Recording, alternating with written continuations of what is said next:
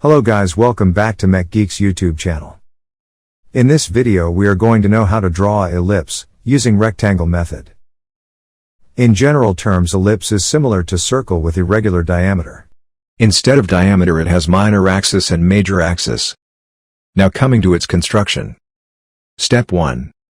First draw a major and minor axis according to the data and give naming to them. And construct a rectangle by using the length. Divide AE and AO into equal parts.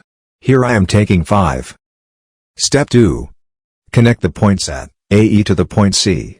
And also draw extended lines, that drawn from point D, and the points between AO. Here. The extended line from D1, should cut the C1. Similarly connect the D2 to C2, D3 to C3, D4 to C4. Step 3. Locate the points on right side, with equal distance of points in AECO to minor axis. Similarly locate the points in bottom side also. Finally draw a smooth curve by joining points. That's it guys. This is the explanation about how to draw an ellipse using the rectangular method.